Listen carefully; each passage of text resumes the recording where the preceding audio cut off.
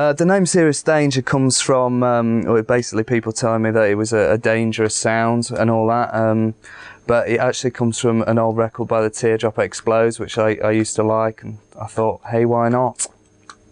I am classically trained to a certain extent, which can often be a hindrance in the studio, just because of the sort of inbuilt into you is the idea that simple music is bad and complex music is good.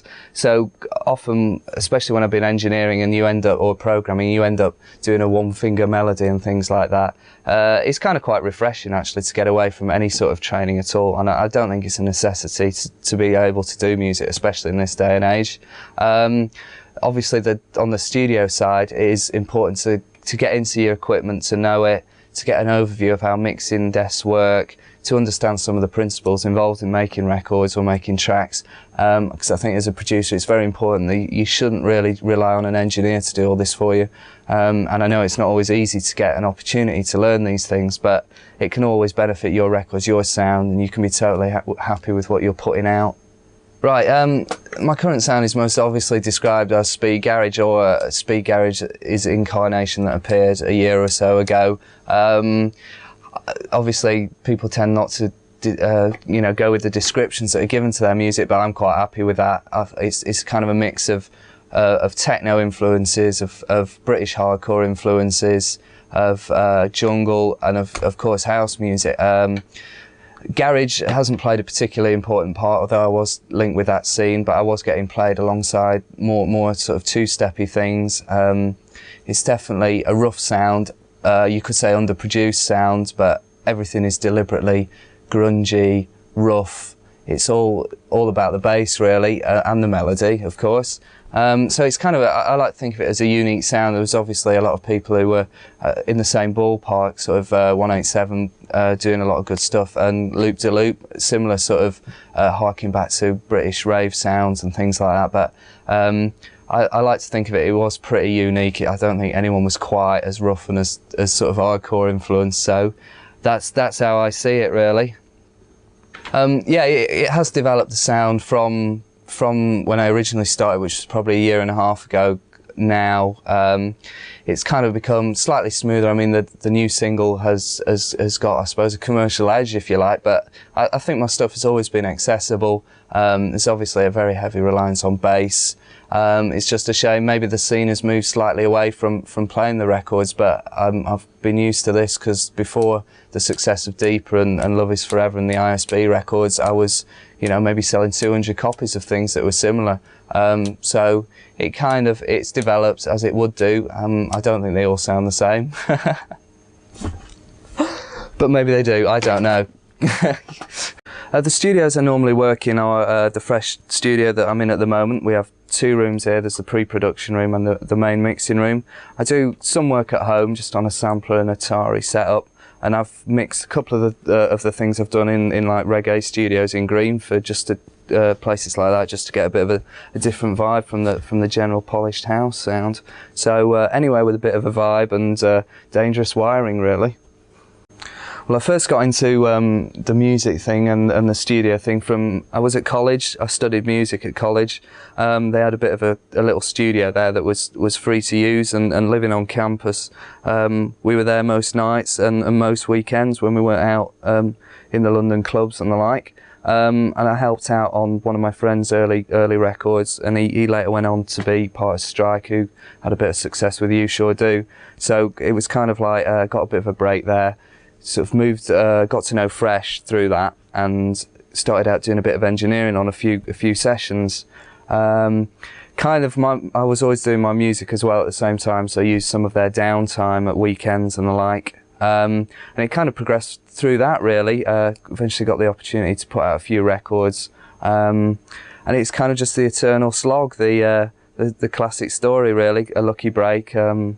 Getting into the studio vibe, getting some studio time, and just, you know, getting into it, getting better, and that's it. Favourite piece of studio kit has got to be the Memory Moog, which is the classic early 80s machine that I think put them out of business, but I can't understand why, because it's fantastic, very expensive, not many of them around. get everything from those deep basses to like sounds that you just can't get out of anything these days. Even like the virtual analog things can't really touch it. That's got to be the most inspirational thing, just from hours spent with headphones on and just like tweaking and the classic sort of getting into your equipment sort of thing. Also got a bit of a fondness for old studio effects, things like the Roland Space Echo, which has been on virtually every one of my mixes and recordings.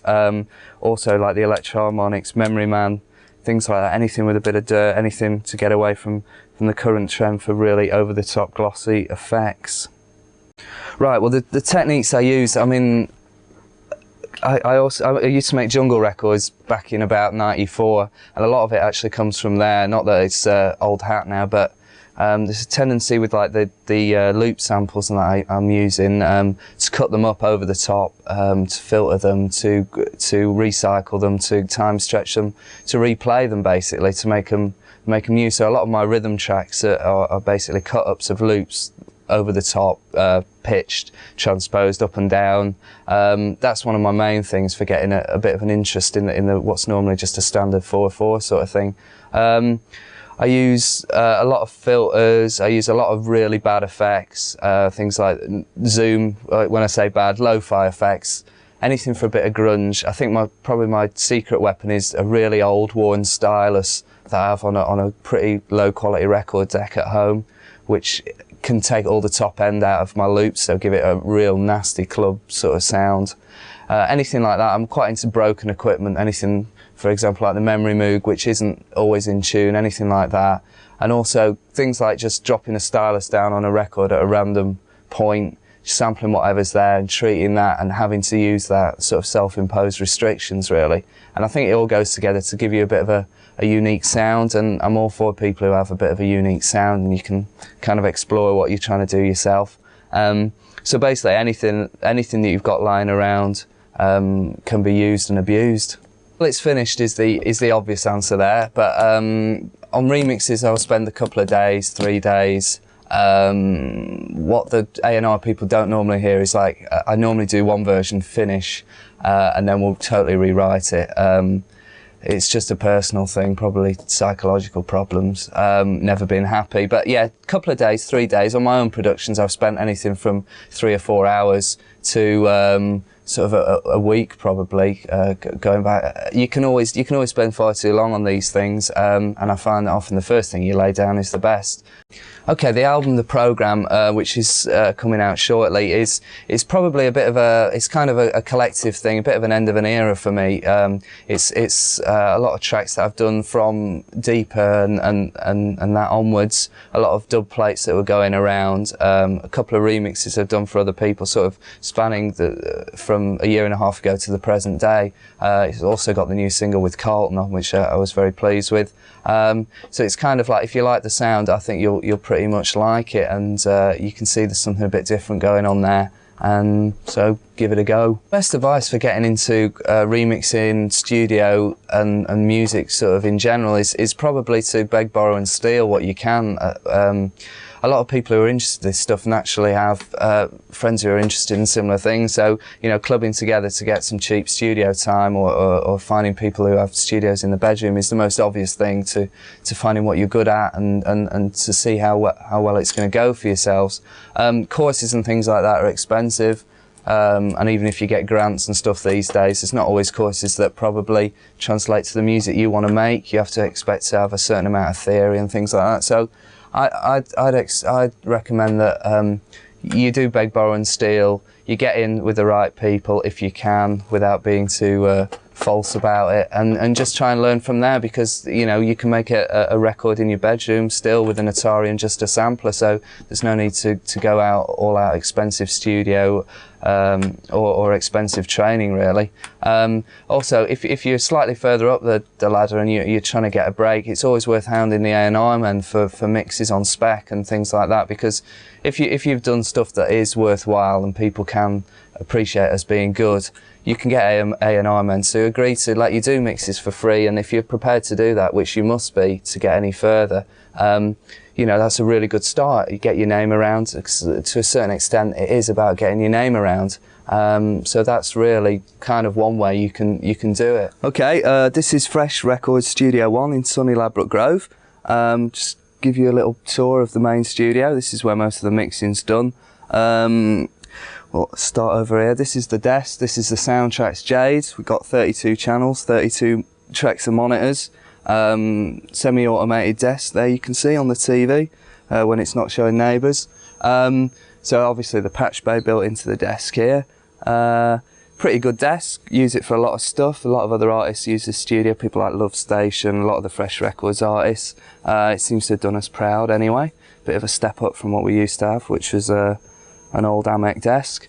Monitoring here is the NS10s, obviously, standards, and we've got some big down audios for checking a bit more of a clubbier sound.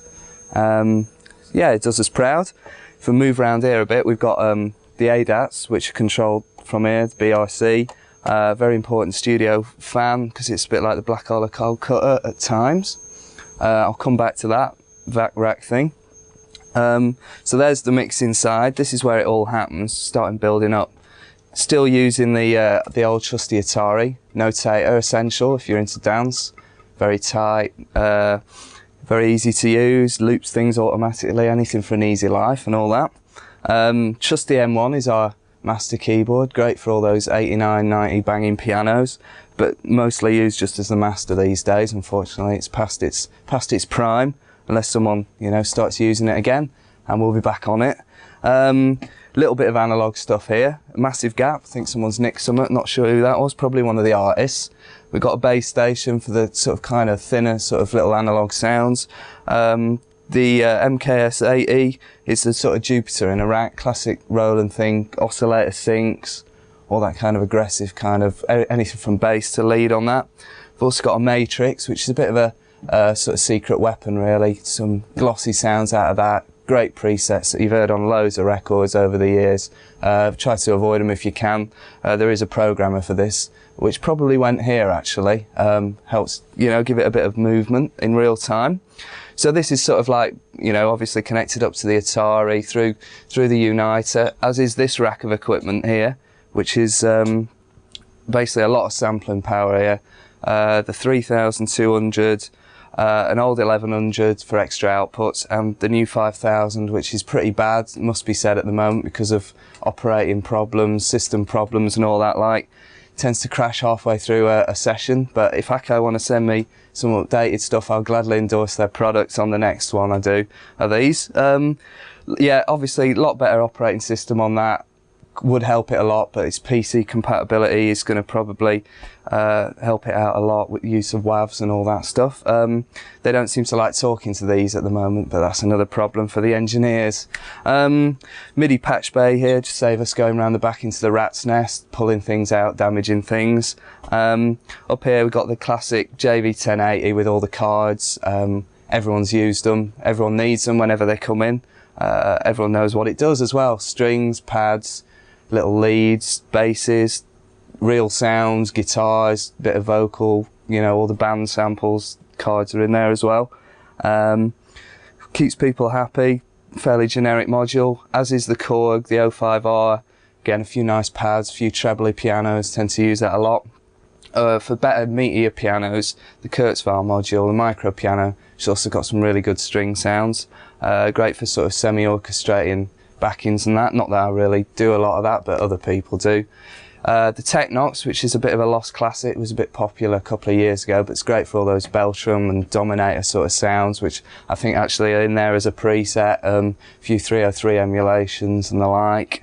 Bit of a bugger to use on the sort of like user interface, but you can't have everything. Up here at the top we've got a MIDI Moog, which is, you know, well, enough said really, leads and bass is fantastic. Optical drive, as you can see there's probably loads of discs lying around, all the artists bringing their own stuff in on optical and that. So that's basically this side of things. It's all covered, all linked to the Atari. That's the workhorse section of the studio. Okay, well, moving around to this side, this is obviously the external processing, the effects, the racks of processing for mics, for anything we want to throw off the board into one of these to get us a bit extra zing or what have you. We've got the effects units here, a lot of good stuff here. We've got the H3000 classic, big choruses, mad effects. You can get into the programming if you've got time, or your engineer knows what they're doing. That's fantastic. Big delay with like phase options, modulations. That's the TC2290. Proper delay. Lexicon 300, still using this. Top of the range a year or so ago. Kind of the PCM 8090 sort of reverbs, but again, you can get a lot deeper into it for those sort of out there effects. LXP 15, you know, workhorse, as is the MPX 100, great value for money, only a couple of £100, but still pro quality, very easy to use, no one can go wrong generally, although it has been known. Quadriverb, still in there, noisy as you like, but it's got delays, easy to use feedback options and things like that. Proper machine, still well worth getting if you can afford these things. Very expensive, very nice looking Focusrite gear here. Excellent for vocal processing. We've got a mic preamp there. We use that along with the vac rack that you saw earlier, which gives it a bit of extra grit and or glossiness, smoothness, whatever you want. Compressor, fantastic compressor, and another equalizer again to give us some more options if the desk isn't just quite cutting it on something. Very expensive, very nice, could probably feed a couple of families for a couple of months, but you know, if you like that sort of thing, here they are. Mutator, fantastic, everyone's got one again, massive filter bank, Van Elden, anything you want comes out of there, great resonance and all that stuff. And finally here, sitting atop is the Memory Moog, classic piece of equipment. Used generally to get, because of its unstable tuning and unreliability, we generally just sample off it, although it is MIDIable if you've got a degree in mathematics. Couple of good sounds on it, well, loads of good sounds, deep programming, you can get well into it, use it for a lot of bass, kind of special effects as well. We've got, you know, the old that sort of thing, if you like that sort of thing, which I tend to. And there's just at the back, there's the live room, all the vocals are done there, patched directly into here and to wherever. Okay, this is Fresh Studio 2, used for pre-production, and a lot of mixes are actually finished in here as well. We've got a lot of the Frescanova acts, freestylers and the like come in here, prefer this room. We've got obviously still a lot of sampling power in here. We've got 3000, 1100 and 1000 all connected up to the optical. Main source of stuff in here is the deck. There's a lot of people's records lying around, very expensive and valuable records and what have you. Little bit of synth stuff in here. We've got the JV module. We've got the quasi MIDI thing for all your old techno-y sounds. The studio favourite here is probably the Nord Leads, which is the classic virtual analog thing. Pretty much the ubiquitous piece of equipment these days, if that's the right expression. Got an old TG77, which is used for a few cheesy FM sounds. An old Proformance little emulator module, again for sort of tinkly tonkly pianos. Matrix and microwave here, which is great for those sort of PPG metallic sort of 80s sounds. A few of the artists like that, a lot hate it and would like to smash it. Over here we have, through the selection of chairs and people's records and discs that have been carelessly discarded, we've got another soundtracks desk. We've got the Solitaire, a bit smaller, a bit more usable perhaps, a bit less daunting than the Jade we have. Simpler automation system which is editable via this little missile command ball. Smaller fader sort of spread, 32, but still got the 32 monitors as well. EQ is semi-parametric, a lot simpler to use and slightly tighter sound perhaps than the J, but could be down to the smaller monitoring, more in your face here. Got the NS10s and another pair of Dynaudio speakers. Okay, so after the studios, it all comes into here, a little editing room. We've got Sound Designer and Pro Tools up here on a Mac. Basically, post-production facility, I suppose. You've got a little finalizer, a lot of hard drive power. You can do your edits, you can do a bit of creative stuff if you fancy, anything that can't possibly be done in the studio. DAPs, CDs, everything you could possibly want in an editing room, and that's about it.